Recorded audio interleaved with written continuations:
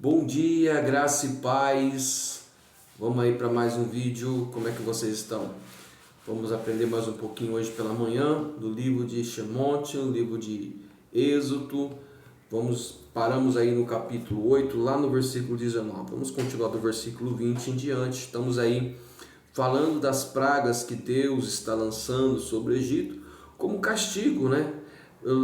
Deus havia avisado lá a Abraão, dizendo para Abraão, o seu povo vai ficar cativo em uma outra terra, e eu vou castigar este povo que oprimiu o meu povo. Então havia uma promessa já sobre Abraão, esse povo ia permanecer nessa terra, e havia uma promessa de retirar este povo, trazer este povo de volta para Canaã, para a terra prometida, e Deus havia dito para eles: eu vou cobrar deste povo por ter oprimido a minha nação. Deus também já havia alertado, dizendo que vocês não sairão de lá com as mãos vazias, porque este povo vão retribuir vocês com muito ouro, muita prata e muitos animais. Então paramos aí na quarta praga que Deus vai lançar sobre Faraó e todo o Egito. Deus disse assim, depois o Senhor disse a Moisés: levanta bem cedo, apresenta a Faraó quando ele estiver indo às águas. Então Deus, mais uma vez, Faraó se negando a deixar ir o povo, ele diz para Moisés: se levanta cedo, vai até Faraó quando ele estiver indo para o rio, e fala para ele dessa forma assim, lá no versículo 21. Se você não deixar ir o meu povo, enviarei enxames de mosca para atacar você, os seus conselheiros, o seu povo e as suas casas, e as casas dos egípcios, e o chão em que piso se encherão de mosca. Havia então a praga das moscas. Só que desta forma agora Deus poupa Israel. Israel não passa por isso. Olha que Deus diz no versículo 22. Mas naquele dia tratarei de maneira diferente a terra de Josém, a serra de Josém, onde habita o meu povo. Nenhum enxame de mosca acharás ali, para que saiba que eu, Senhor, estou nesta terra, e farei distinção entre meu povo e o seu. Estes sinais milagrosos acontecerá amanhã. Então Deus disse fala para ele: olha, que eu vou enviar essa praga, enxame de mosca, só que meu povo que está lá na terra de José não vai ser atingido, para fazer distinção entre aquele que serve e aquele que não serve a Deus.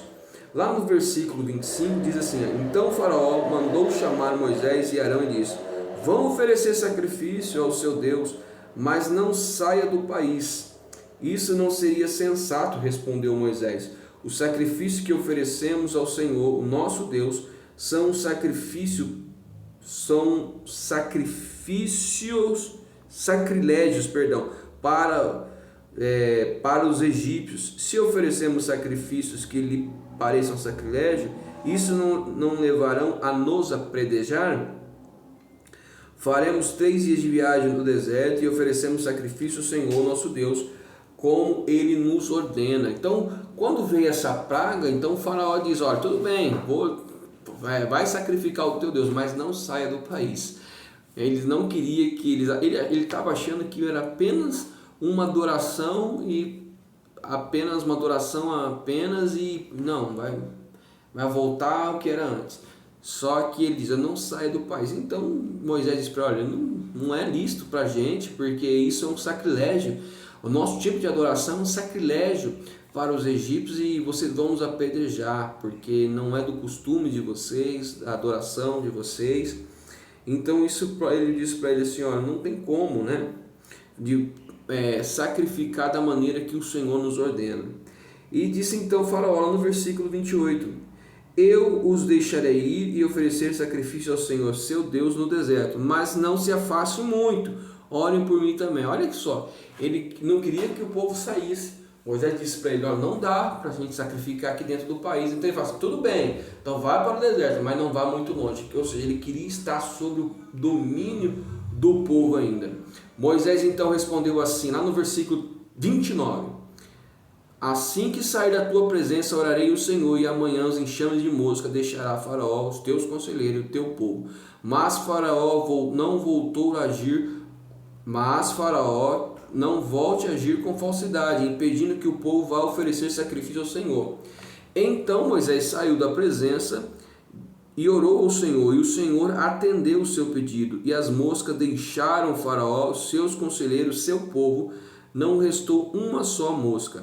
Mas também dessa vez Faraó obstinou o seu coração e não deixou o seu povo sair. Então Faraó voltou atrás de novo, depois que a praga acabou, e continuou não permitindo que o povo fosse adorar a Deus. Aí vem então a quinta praga, chamada praga morte dos rebanhos. Deus torna a falar, através de Moisés com Faraó, e mais Faraó, ele está com o coração duro, obstinado. Sabemos que até então é o propósito de Deus. Lá no capítulo 9, versículo 4, diz assim: mas o Senhor fará distinção entre os rebanhos de Israel e os do Egito, e nenhum animal de Israel morrerá. E o Senhor estabeleceu um prazo: amanhã o Senhor fará o que prometeu nesta terra. No dia seguinte o Senhor fez, todos os rebanhos dos egípcios morreram, mas nenhum rebanho dos israelitas morreram. Então Deus agora lança uma praga para matar os animais de Israel, do Egito. Mata os animais que os egípcios tinham, só que dos israelitas nenhum animal morre, porque os egípcios, o faraó e os egípcios continuavam com seus corações obstinados, não querendo deixar o povo ir embora. No versículo 7, Faraó mandou verificar e constatou que nenhum animal israelita havia morrido. Mesmo assim, seu coração continuou obstinado e não deixou o povo ir. Ele viu que nenhum animal dos israelitas tinha morrido, mas mesmo assim ele continuou com seu coração duro e não permitiu que o povo saísse da terra do Egito. Lá no versículo 9, capítulo 9, versículo 8, vem a sexta praga, que chama feridas purulentas, na minha tradução, ou em outras traduções, deixa eu ver como é que está aqui, Êxodo capítulo 9, deixa eu ver como é que é, 9... praga das úlceras, talvez na sua Bíblia esteja assim também, praga das úlceras. Lá no versículo 8 está dizendo assim: disse mais o Senhor a Moisés e Arão: tirem um punhado de cinzas de uma fornalha, e Moisés a espalhará no ar diante de Faraó, e ela se tornará como um pó fino sobre toda a terra do Egito, e feridas surgirão nos homens e nos animais e todo o Egito. E eles tiraram cinza de uma fornalha e puseram diante de Faraó. Moisés espalhou pelo ar, e as feridas começaram a estourar nos homens e nos animais. Nem os magos podiam manter-se diante de Moisés, porque ficaram cobertos de feridas como os demais egípcios. Mas o Senhor endureceu o coração de Faraó, e ele recusou atender a Moisés e Arão, conforme o Senhor tinha dito a Moisés. Então, na sexta praga, começou a nascer feridas no faraó e em todo o povo, e até mesmo nos animais. Mesmo assim, o coração deste rei continuava endurecido, não permitindo que o povo saísse do Egito. No versículo 13, vamos falar agora da praga de granizo, a sétima praga. O Senhor tornou a falar com o faraó através de Moisés. Lá no versículo 15 está dizendo assim, porque eu já poderia ter estendido a mão, ferido a você e o seu povo com uma praga que teria eliminado você da terra, mas eu o mantive em pé exatamente com esse propósito: mostrar-lhe o poder e fazer o meu nome seja proclamado em toda a terra.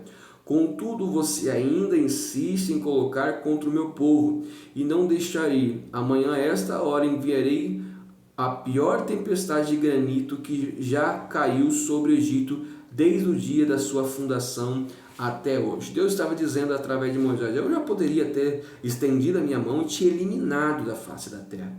Poderia ter feito isso, mas não vou fazer porque estou mantendo aqui um propósito para mostrar o meu poder e fazer o meu nome conhecido. É tudo um propósito de Deus. Deus estava castigando o faraó por tudo aquilo que ele fez com o povo, né? Tudo aquilo que os seus descendentes fizeram com o povo de Israel, e estava também exaltando o nome dele para as outras nações da terra. E Deus disse: tudo bem, amanhã essa hora vou enviar a maior tempestade de granizo que esta terra do Egito já viu desde a sua fundação. E então assim Deus fez, mandou recolher todos os rebanhos dos campos, dos animais, né? Porque todos seriam atingidos e morreriam. Aqueles que acreditou foi, então tirou; aqueles que não acreditou, seus animais morreram, né? Seria até loucura alguém não acreditar numa mensagem como essa, devido a tantos sinais que Deus já estava mandando no meio do seu povo. Versículo 20: os conselheiros de Faraó temiam a palavra do Senhor e apressaram recolher os abrigos, os seus rebanhos e os seus escravos. Mas os que não importaram com a palavra do Senhor deixaram seus escravos e os seus rebanhos no campo. Teve ainda os loucos que ainda não acreditaram na palavra de Moisés. Versículo 23: quando Moisés estendeu a sua vara ao céu, o Senhor fez vir trovões e granizo e raio caíram sobre a terra. Assim o Senhor fez chover granizo sobre a terra do Egito. Caiu granizo e raio, cortavam o céu em todas as direções. Nunca houve uma tempestade de granizo como aquela em todo o Egito, desde que este se tornou uma nação. Em todo o Egito o granizo atingiu tudo que havia nos campos, tanto os homens como os animais, destruiu toda a vegetação, além de quebrar todas as árvores. Somente na terra de Gósen, onde estava o israelita, não caiu granizo. Aí o versículo 27: então Faraó mandou chamar Moisés e Arão e disse: desta vez eu pequei, o Senhor é justo e o meu povo e o meu povo somos culpados. Orem ao Senhor, os trovões de Deus e granizo já são demais. Eu deixarei ir e não preciso mais ficar aqui. Então ele já estava recuando, viu o tamanho da mão de Deus aqui. Versículo 29: mas Moisés respondeu: assim que eu estiver saído da cidade, erguerei minhas mãos ao Senhor em oração, e os trovões cessarão e não cairão mais granizo, para que saibas que a terra pertence ao Senhor. Mas eu bem sei que tu e os teus conselheiros ainda não sabem o que é temer diante de Deus, o que é tremer diante de Deus. Lá no versículo 33: assim Moisés deixou o Faraó, saiu da cidade e ergueu as mãos ao Senhor, e os trovões e granizo cessaram, e a chuva parou. Quando o Faraó viu que a chuva, granizo e trovões havia cessado, pecou novamente, obstinou-se o seu coração, ele e seus conselheiros, e o coração de Faraó continuou endurecido, e ele não deixou que os israelitas saíssem, como o Senhor tinha dito por meio de Moisés. Ele, quando passava toda a situação, ele não permitia que o povo saísse. Amém? Então fica aí esses estudo de hoje, a continuação do capítulo 8 e o capítulo 9. Voltamos aí no próximo vídeo com o capítulo de número 10. Deus abençoe, um beijo no coração de cada um de vocês.